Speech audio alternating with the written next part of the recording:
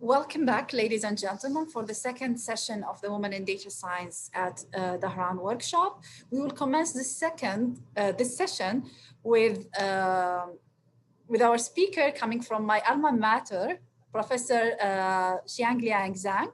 Dr. Xiangliang Zhang is an associate professor of computer science and directs the MIND group at KAUST. She earned her PhD degree in computer science from ENRIA Université Paris Sud in France in July 2010. Dr. Zhang's research mainly focuses on learning from complex and large-scale streaming data and graph data. Dr. Zhang has published over 140 research papers in referred international journals and conference proceedings, including TKDE, KDD in Europe, AAAI, HCI, ICDM, VLDB, ICDE, and more. She regularly serves on the program committee for premium conferences like KDD, AAAI, HGI, ICDM, and NeurIPS and ICML. Dr. Zhang was invited to deliver an early career spotlight talk at HGI ECAI in 2018. Please join me in welcoming Dr. Xiangliang Zhang.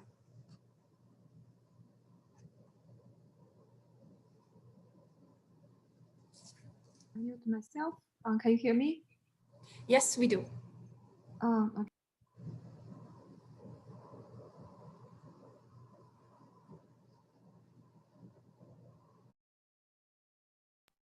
Can you hear me? Oops. Because I'm using both my iPad and my laptop. Yes, we do. We do. We can hear the echo. We can hear you. There is no echo from our side. Okay, that's great. That's probably only from my side. Yep. Okay, thank you very much for the introduction. And can I share my slides? Yes, please. So can you see my slides now? Yep. Okay, great. So good afternoon, everyone. It's my big pleasure today to give a talk about our recent study. It's named the SenWave, Monitoring the Global Sentiment Under the COVID-19 Pandemic. So I'm going to share what we recently obtained from our study on this topic. So this is a website of Johns Hopkins. I'm not sure if you check this, and I actually check this every day. I want to know how the COVID-19 is spreading out in the world, how many cases have been confirmed in different countries. So since the beginning of March, I see these numbers keep increasing. So I believe everybody already felt how this COVID-19 is affecting our study, our work, and our life. So if we go back a little bit to the beginning of March, so let's see what happened, what we remembered about COVID-19. So the first memory I had is in the late evening of March 8th, I received an email from the KAUST school because I have a son, I actually have two kids, they are going to KAUST school, and I received this email saying the KAUST school will be closed on March 9th. So it's really surprising. And of course, it's not very surprising because we already know what happens in the other countries around us. And then on the March 9th, I received the distant learning plan from the KAUST school, and the daycare is closed, and the TKI some announcement about other things. So if we check how many cases we had in the beginning of March, if you still remember. So actually the number of cases in Saudi Arabia, so this is the one in Saudi Arabia. So actually on 9th of March, we only had about 15 active cases. This is not a lot, right? Because remember how many we have now, how many we had like in June, in July. So it's a big number, right? Thousands of cases per day. But in the beginning of March, we actually had a small number, but even the small number caught the attention of many people, and the school were closed. And this is actually what happens in the world on the same day. So we can see On that day, there were about 4,000 cases in the world.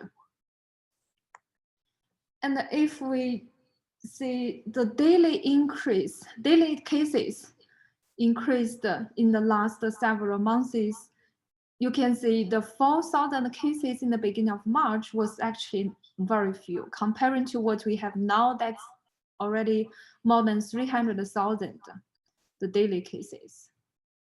But again, so remember, we actually had very little knowledge about COVID-19 in that time. We didn't know much about how it will have some impact to our life and study.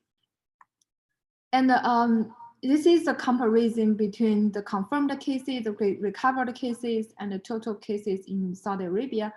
And we can see we are having less and less number of cases per day, and we have more and more number of recovered people now. So we hope that we are continuing decreasing the number of cases, and we can get back to the normal very soon in the future. So now let's see what we have gone through. And we can see in the world, on the 9th of March, the stock price and oil price collapsed. And that was the beginning of the attention on Twitter about COVID-19. And then on March 10th, Italy announced this national quarantine. And on March 11th, WHO declared the outbreak of a pandemic. Let's continue to see what happens. On March 12th, there were a lot of big events. In USA, major sports events were canceled, and the lockdown happened in some small places. And in Italy, lockdown was tightened. All commercial and retail business were closed. And in France, schools were closed. And on March 13th, even more happened. WHO declared Europe has now become the epicenter. In France, museums were closed, culture and leisure areas were closed.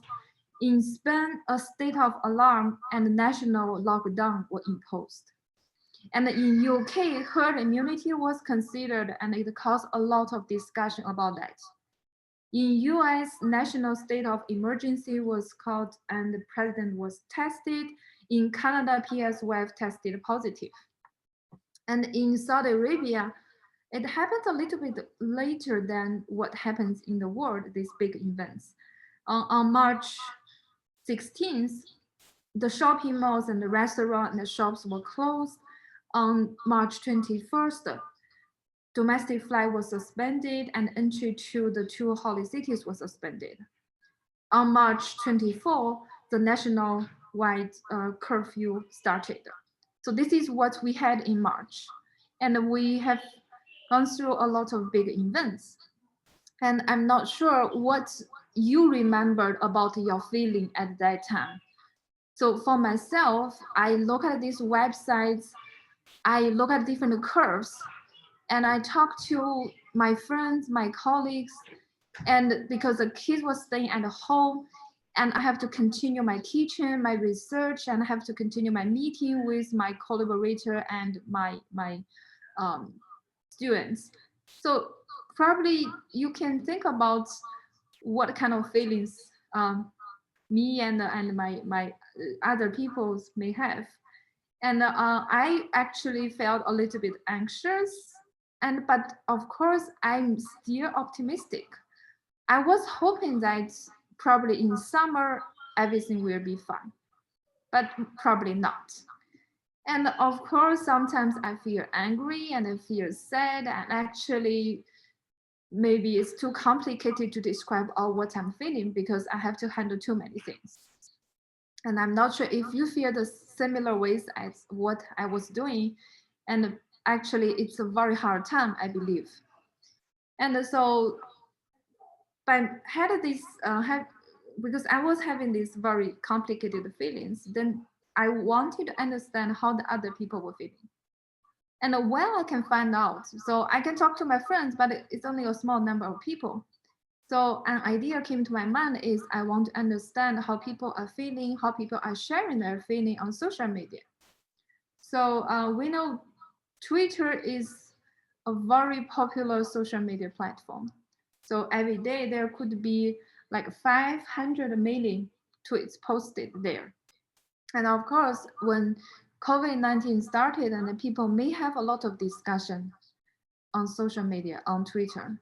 So then I started this project. I want to understand how people feel on Twitter when they talk about COVID-19. So first, let's see how many people were talking about COVID-19 on Twitter. So I believe you may be curious about how many also.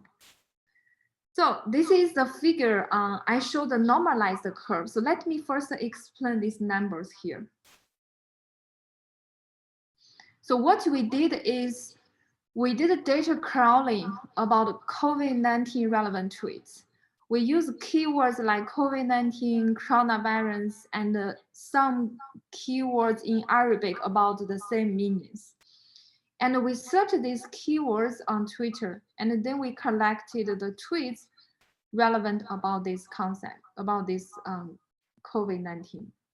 And for English, from the beginning of March 1st until the mid of May, we got about 68 million tweets.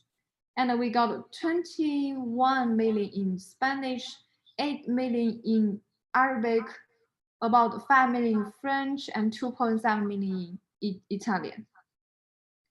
And if you look at the max amount of tweets per day, so this is the number. So the maximum number of tweets about COVID-19, I mean, the daily volume, the daily conversation is 1.7 million. And for Spanish, Arabic, French, and Italian, you can check the number here. And if you check the mean, and these are the number. So it's actually a big number of tweets. So if you add these values together, it's about 105 million tweets. This is from March 1st to May 15th. So then it's difficult for us to compare the tweets, the volume of the tweets in different languages because they had a different maximum value. So English had a lot and the other languages had less. So that's why I plotted this normalized volume. Normalized means I divided the daily volume by the maximum number, these values here.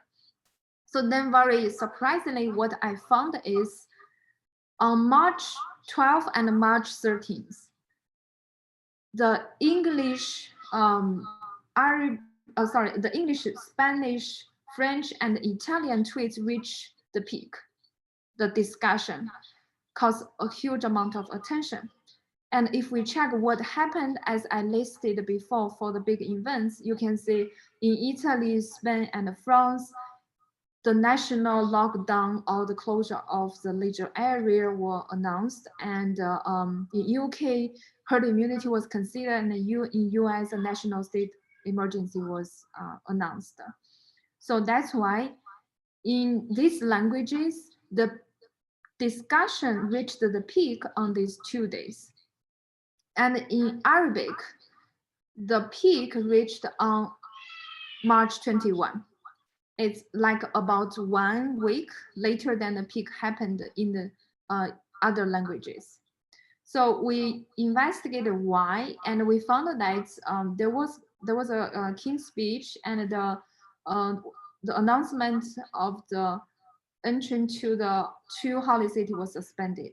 And also there was a Twitter, it's here actually. So this is the plot of the Arabic volume, the tweets volume of Arabic. And again, I show the curve, normalize the curve. And here I also show the number of cases in Saudi Arabia, in UAE, and Qatar, because these are the main countries around us. And you can see in the beginning, the number of cases was small, and then in April and May, and there were more and more cases. But what happened on Twitter? So you can see on March 9th, there was a peak of discussion because in Saudi Arabia, the school were closed, and also the stock and oil price collapsed on that day. And then in 1 week, there is another peak on March 16th. That is mainly because Saudi Arabia had the closure of the shopping malls, restaurants, and shops. And then the high peak arrived on March 21st. As I mentioned, there was some King's speech and other decision about the domestic flights and entry to the 2 holy cities. And what we found is a very positive tweets that was actually posted by the Ministry of Health in Saudi Arabia. And then it was very, very popularly retweeted. So you can check, this is a message and I translated into English. So this is, we are all responsible. Staying at home is our most powerful weapon against the virus. So there were a lot of discussion about these positive tweets. So that's why a peak arrived here on March 21st. And then on March 24th, there was a nationwide curfew that caused another small peak of discussion. And then on April 30, and there is another peak of discussion. But you can see the discussion, the volume of discussion went down after the March 24th for about like 1 month. And then on April 30, there is another peak. That is because there is a news, and it was allowed to go to Qatif province because the province had a lockdown since March 8th. So you can see people's attention were caused by some big events or some announcement or some decision made by the government. So again, so because when people are facing the pandemic, when people are facing the coronavirus, and we actually care a lot about what is implemented and what is encouraged or what is announced on the social media, and people discuss a lot about that. So now we can see how people are feeling, right? So we see already how many data we have. We had, in total, we had 105 million tweets, and we had to analyze these 105 million tweets to understand how people feel. And so I will skip the methodology and I will tell you how we did that in the end. So let me first share with you some results, what we found out. And by the way, we compiled our collected tweets with some other data sites that were also about COVID-19 on Twitter. And our data set is almost complete.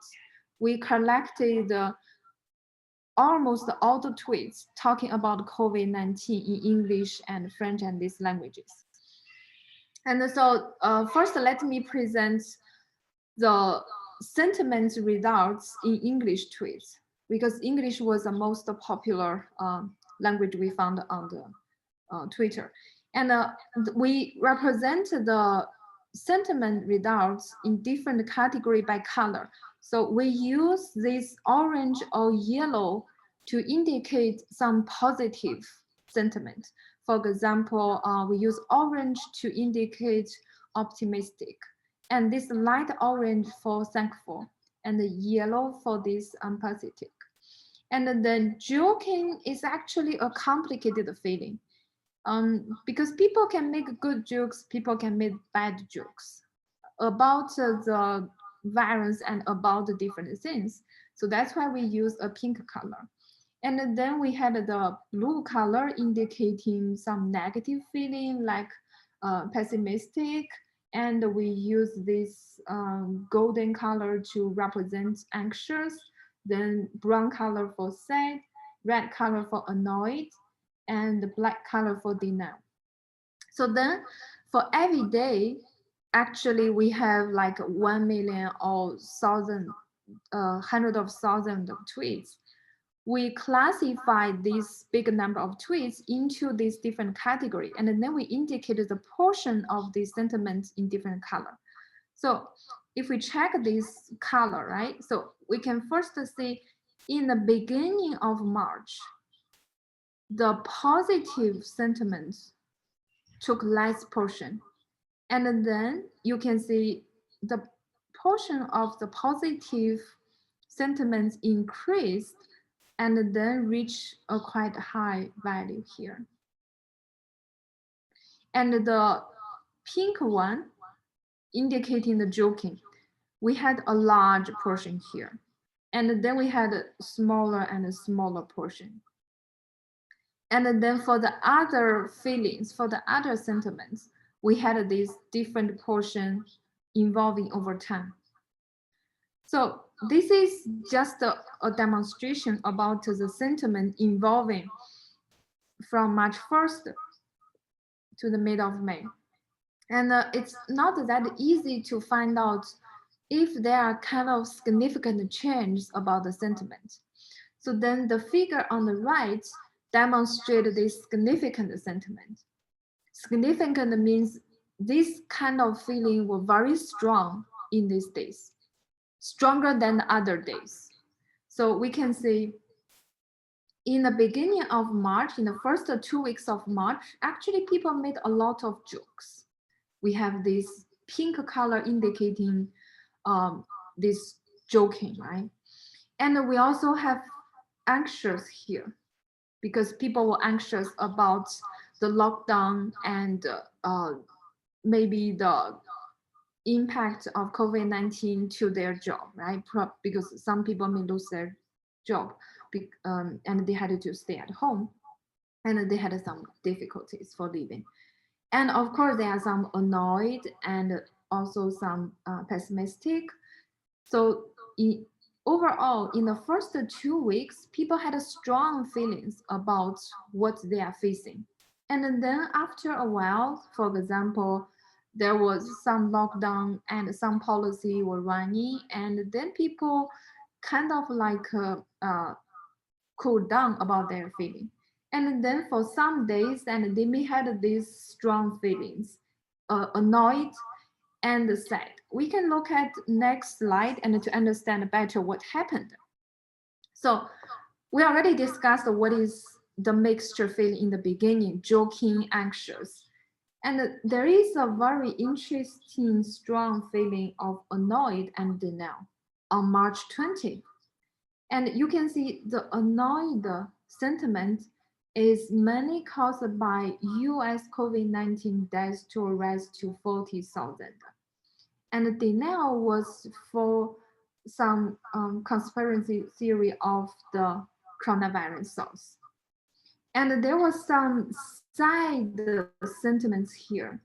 It's mainly because the unemployment rate in US rose to a record 14.7% on May 9th to 10th. And the annoyed sentiment here was very strong because Obama had a comment on the White House response to coronavirus. And there were a lot of discussion about that. And besides that, we can see on April 8th, thankful was a very strong feeling because there were donations and people expressed their thankfulness, appreciation to the volunteers' effort.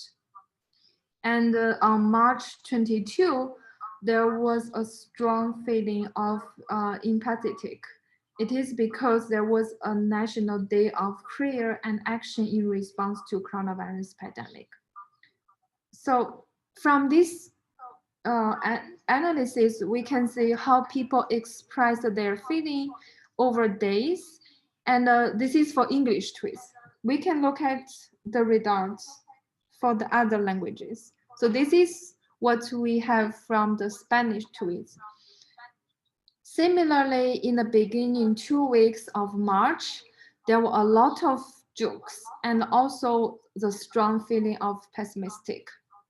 And then, of course, there was some lockdown or quarantine in Spain, and similarly, the sentiment cooled down, and there was some annoyed sentiment because of the death rates, and also there was some anxious, and people believed that coronavirus, COVID-19 has mutated to be a more dangerous virus and others.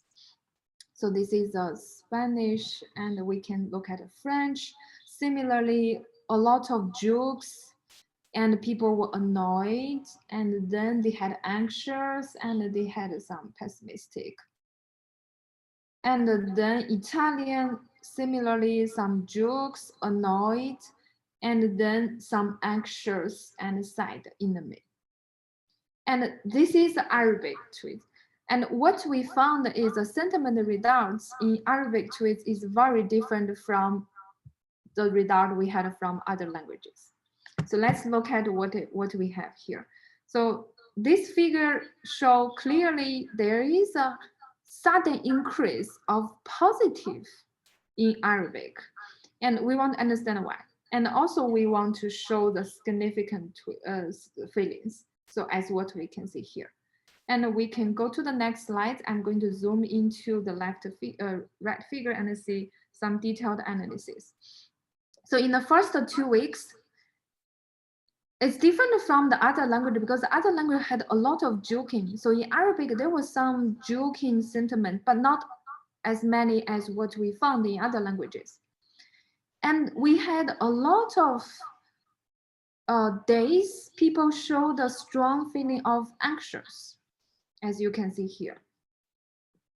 So this is the key difference we found between Arabic and other languages in the first beginning of March. And then, as I said, there is a high positive peak we observed on March 21 to 22 because of this positive tweet from the Minister of Health in Saudi Arabia. And the people expressed their appreciation, and they feel about optimistic about the future, and they actually also express their feeling of empathetic because the preventative measures were taken, and people feel a little bit more confident about how we can combat the coronavirus. And then again, so the sentiment cooled down during April and May, and there is an interesting optimistic feeling on May 1st because there was some discussion about the hope to lift the curfew, right? So this is what we observed in Arabic tweets. And then we compared Arabic with some other languages because we had a different sentiment, and I use one sub-figure to show one sentiment. So this is a sentiment of denial, this is a sentiment of anxious, and this is annoyed, this is sad, and this is optimistic, for example. And so you can see each line here is corresponding to one language. So this is Arabic, and the size of this dot indicate the variance of this feeling. And this bar here, if it is pointing to right, it means people had increasing feeling about, for example, this optimistic. And so if we compare the optimistic feeling among these languages, we found that Arabic had a very large portion of optimistic, and it has fast increasing. And the variance here is large, means that it increased very fast. And if we look at, for example, anxious here, and in Arabic, the anxious decreased very fast because it's pointing to right? Comparing to the other languages, it decreased very fast. So in thankful here, you can see Arabic is higher than the other languages, for example, Spanish, French, and Italian, right? So I just analyze this sentiment and to give you an overview about the comparison here. Okay, so we have seen people are discussing COVID-19 in different languages, and we may be also interested in some sentiment about interesting topics. And we did some analysis about different topics. So we focused on, for example, oil price, stock price, and we focused on economic stimulus package released in US. And we also focused on herd immunity, for example. So here, these are the discussion about the different topics. So for example, the oil price and the stock price were largely discussed on March 9th here, as you can see here. And the economic stimulus was discussed a lot on March 26th because it was passed by US Senate. And check received in middle of April, and there was some discussion. And there was another drop of oil price on April 21st, and there was a discussion about this.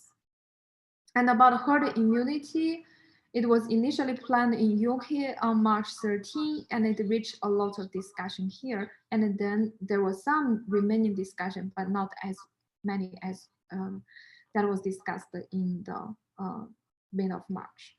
Okay, so this is the volume of our different topics, and then we can compare the sentiment among the different topics. So let's first take, let me see. Yeah, we can first, for example, take this pessimistic. And here we have the comparison of work from home, employment or job or jobless, drug, vaccine, medicine, economic stimulus, herd immunity, oil price, and stock market. So we can see the oil price has large portion of pessimistic than all the other topics. So it's very large portion comparing to the other. And then if we look at the joking, and we can see this economic stimulus and the stock market, people made a lot of jokes about this too, because these points here seated right on the right position comparing to the other. So if it is close, if it's on the right, and that means it takes a large portion. And if we look at the thankful, we can see work from home has a lot of feeling here. So I'm not sure what people are thankful for when they are working from home, right? So probably like from the support from the family members. So people express their thankful. And optimistic, we can see very significantly working from home had a large portion of optimistic here, much, much higher than the other topics. And also this is increasing. Okay. So it's kind of like when people are talking about working from home, and they feel warm, and they feel thankful, and they also feel optimistic. And of course, there was some feeling about optimistic for the employment or medicine or like the other topics, but it's not as significant as working from home. And the anxious here, you can see herd immunity had the largest portion of anxious comparing to the other. But of course, anxious is decreasing because we can see this straight line pointing to left. And about the side, people feel very strong about employment and job markets. It's mainly because there was a high unemployment rate and a lot of people lost their job. So this is a very strong feeling. And about annoyed, and we can see stock price, economic stimulus, they had, and employment had a strong feeling of annoyed. And they now actually herd immunity had the highest portion than comparing to the others. It has a denial. So anyway, from this comparison, so we try to show when people talk about different topics, how they feel, right? So we can see when people talk about working from home and they feel quite warm. And when people talk about herd immunity and they had denial or they had anxious, right? So this is our result. So now let me talk about our solution. How did we get the results? So we had tweets, and of course we have to do pre-processing. For example, we remove the emoji and some emoticons. And then we use the deep learning model like BERT, ArrowBERT, or XL-Knight. We use this pre-trained deep learning language model to learn the representation of the tweets, and then we use neural network to do the classification. So this is our pipeline. But of course, this pipeline can be improved. So this is what I'm going to discuss. For example, you probably can use emoji, because emoji is another way when people try to express their feelings. So actually we didn't consider, because we had to focus on text in the beginning. So if you are interested in our work, and you can go to this paper we recently submitted to arXiv, and you can check our result, and you can also get the data we are working on. You can try to play with the data by yourself and see if you can have better result than what we had. And so what we can do next? So actually, you probably know BERT. This is the language model that was actually developed by Google AI language. And they were available about like 2 years ago.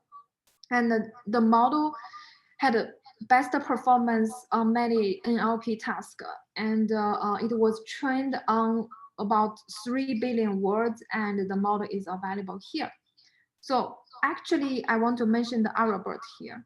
So I shared some results we had from Arabic tweets, and we actually used the ArrowBERT for making the representation of the Arabic tweets. So ArrowBERT this paper is actually from American University of Beirut, and I think it's published in ACL 2020 in this year. And what they did is they took this BERT model, and then they collected Arabic news. They used about 70 million Arabic news sentences, and they trained the BERT by the Arabic news articles.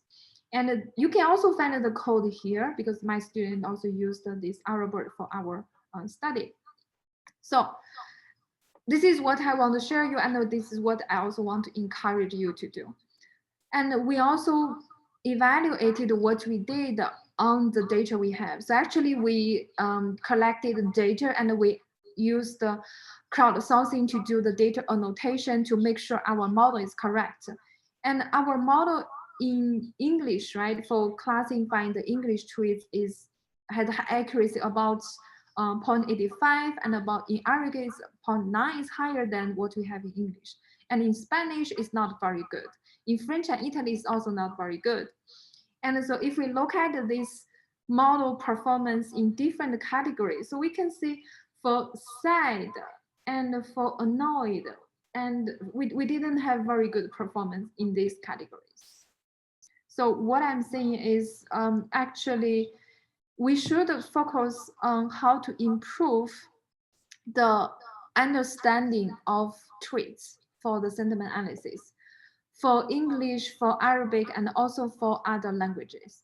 So many training models, the pre-trained models, BERT and ArrowBERT, they were trained by news articles or Wikipedia articles, all from books. But when we work with tweets, we found that people use the very informal languages, and they had a flexibility on expressing how they feel. And it's actually difficult for this pre-trained model to do a good understanding of tweets. So I wish that if you are inspired by our work and you can try to improve the model, I will be very happy to see that. So this is all about what we did for the sentiment analysis of COVID-19 tweets. And actually in my group, we work a lot on other topics. So let me briefly talk about what we are doing. So we are working on streaming and temporal data, and we also work on robust and secure machine learning. So these are very important topics. And we also work a lot on mining the scholarly data, and we work a lot on learning from networks and graphs. We design algorithms, and we also apply our algorithm on different applications. So, so in the end, I want to thank my students, especially Manal and Hind, who contributed to the Arabic tweet analysis. So thank you very much for your attention. And if you want to learn more about my group, you can go to my website, mine.cos.edu.sa. So this is my last slide. Please allow me to share this music with you if it is not a problem. Okay, let me see how can I play it. No, not here. Okay, not playing. Okay, okay, let me see. Oh, it's here. So you can prepare your questions if you have some, right? So let me play it a little bit. So actually, this is a very new song. It's called "A Millionaire Woman." The lyrics is from David Keyes, who is my colleague. And the song is made by David and Stefan Zhu. Stefan Zhu is a student of David. And it's actually a song about women, since the topic of this conference is women in data science. And David was inspired by a lot of women students and colleagues he worked with when he was writing this song. And you can check the lyrics. Why must I be smarter? Why I must be stronger? Why I must be work harder? Right. So it's actually a beautiful song. And David said, if you like, and you can share it and you can enjoy it. So I want to use this song to end my talk. Thank you very much for your attention.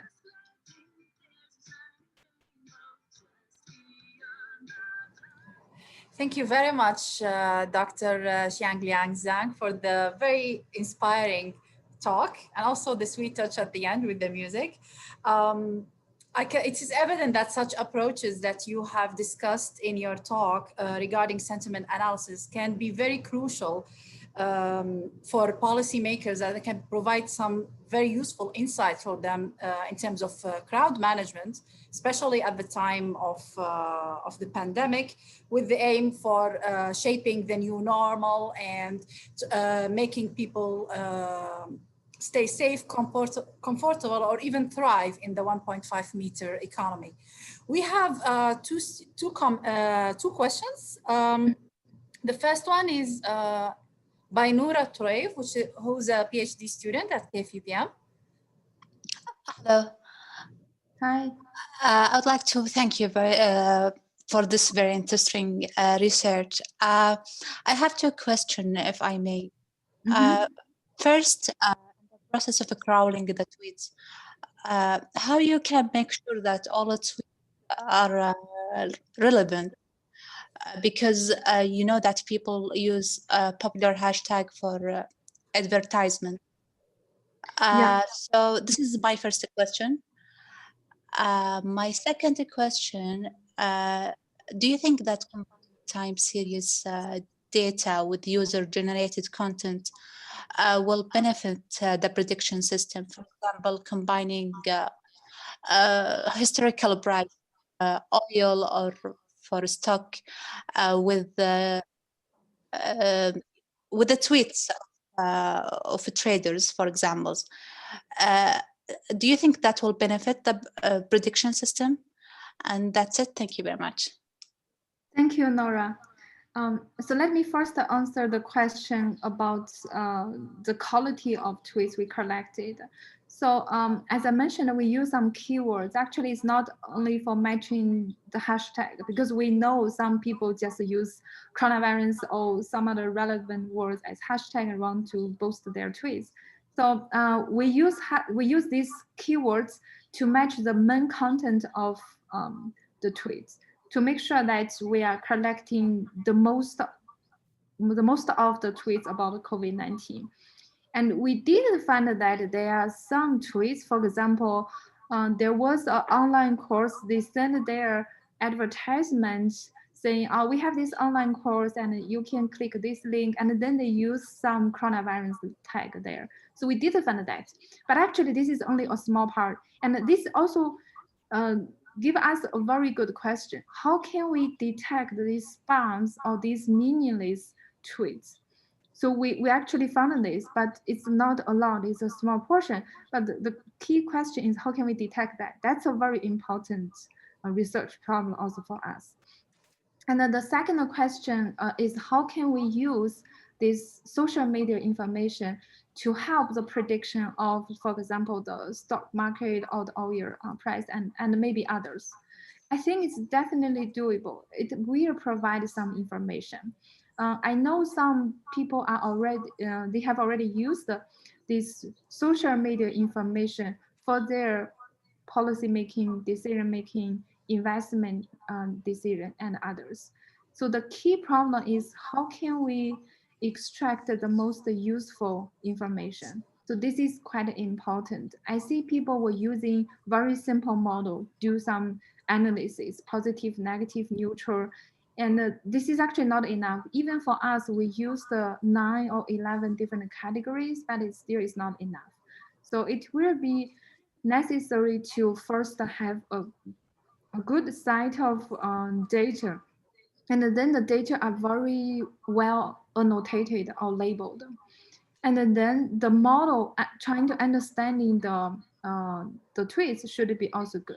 So as I said, we can use BERT, we can use ARA-BERT, we can use some other deep learning models, but still the understanding of the tweets will be very, very important.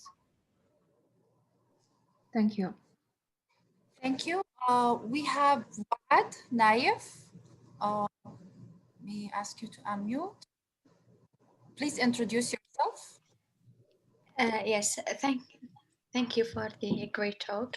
I'm a senior computer science student at Japan University College. My question is, the languages that you choose are English, Italian, French, Spanish, and Arabic, right? Yes. The 4 languages all have, the syntax of 4 languages start from left to right. Unlike the Arabic language, start from right to left. So my first question, how do you handle this challenge that the Arabic syntax has different structure than the other languages you chose? Also, okay. How do you handle the different dialects in Arabic language while you're collecting the sentiment? You try to figure out the sentiment analysis. We have many dialects in Arabic language. So. Okay, thank you, Wadi. This is a great question. So if you check the flow chart I said here, so we actually use the ARA-BERT for the Arabic tweets. So the ARA-BERT is trained by the Arabic sentences, Arabic words. So they can take any form of Arabic words, right? And then they can learn what is the meaning of the word. So it's not necessarily see the word is writing from left or right to left. So actually it's already taking the syntax form of Arabic, writing from right to left. I think it's not like a by character. It's already learned the meaning of the word. So that's not a problem. And for English and other languages, we use the XL, and the BERT, and they learned actually the word meaning already in different languages. So that's not a problem. But actually for the dialect, this is actually the main issue we may have. So we actually didn't have a good model that can distinguish the Arabic dialect. That is a key issue. And it's mainly because, as I said here, the ARA-BERT is trained on 70 million sentences. So the model was trained by these sentences. I think they mentioned this kind of like international Arabic. So I'm not sure what is international Arabic. It's probably kind of like the most popular way to collect the tweets, right? But when we work with, as you can see here, when we work with tweets, and as I said, people have flexible ways to express what they want to see. And we have not very good performance when we have some very challenging Arabic tweets to precise, to understand. So that's why I pose this as what we can do next. So if we can have some model that can handle different Arabic dialects, that will be great, right? So the key is to collect enough data for representing the Arabic dialects in different forms, and then train the model by this training data, and then that will be very helpful.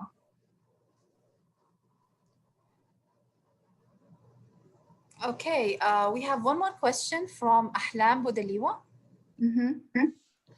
Hi, thank you for the very informative presentation. It was really interesting. I have a general question. So how did you train your models to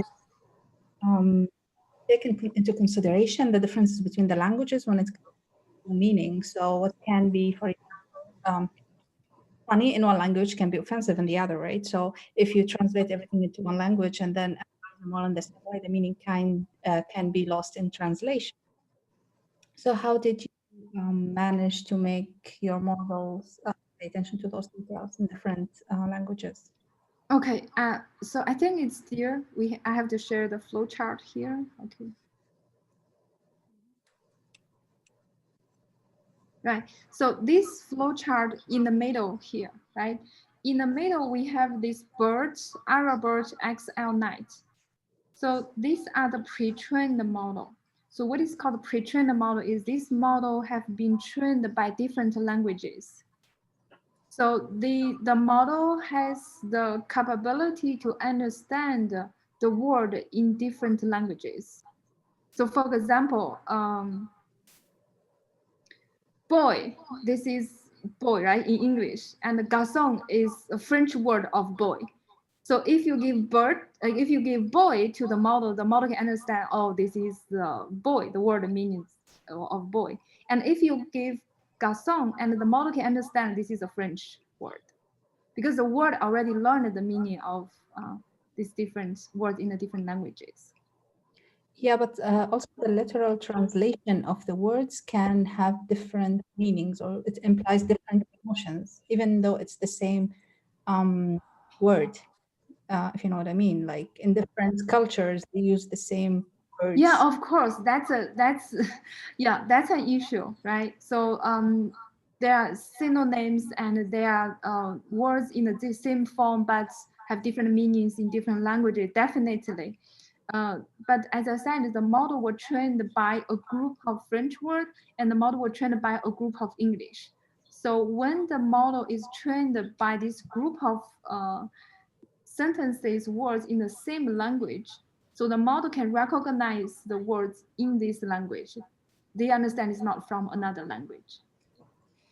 One last quick question from Reem Al-Yami. Hello, Dr. Hi. I really enjoyed your presentation, and I would like to have two questions. First one, regarding the pre-processing stage.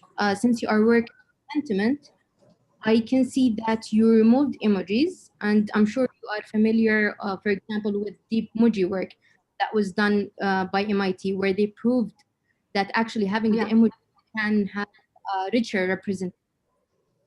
Yes. So don't you think that having the emojis will provide the models with richer representation of the sentiment? This is the first question. The second question is regarding the data source. You mentioned it's in Arabic, and in the graphs I can see Saudi Arabia. So is the tweets only collected from Saudi Arabia or from all over the Arab world? Okay, good. So I definitely think that emoji will be very, very helpful. I fully agree with you. So I also see some papers analyzing how emoji were used in different ways in different countries and in different languages, and they definitely can help.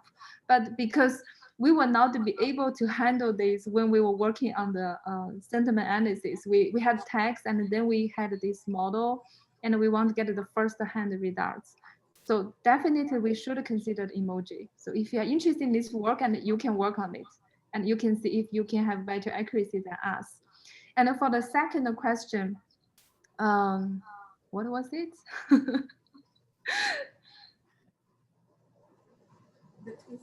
Can you give me a hint? What was your second question? The tweets, are they from Saudi Arabia? Oh, yeah, I see. So actually, if you see some redart, I can't move my slide. So we had these tweets in Arabic, and we checked the location. So not every tweet has the location available because people may not want to share their location, right? So we checked the location. Actually, most of the locations we found are from Saudi Arabia. So this is what we found. And of course, there are some tweets from Egypt or from some other countries around us, but most of them are from Saudi Arabia. So that's why when we do the analysis, we used all the tweets in Arabic. But when we try to find out what is the event and what are the big events and causing the attention or some kind of like a positive sentiment spike, we looked mainly into the news from Saudi Arabia, because we found that the users are mostly from Saudi Arabia. And so it's because of the Saudi Arabia's news or some others had the big impact. Right.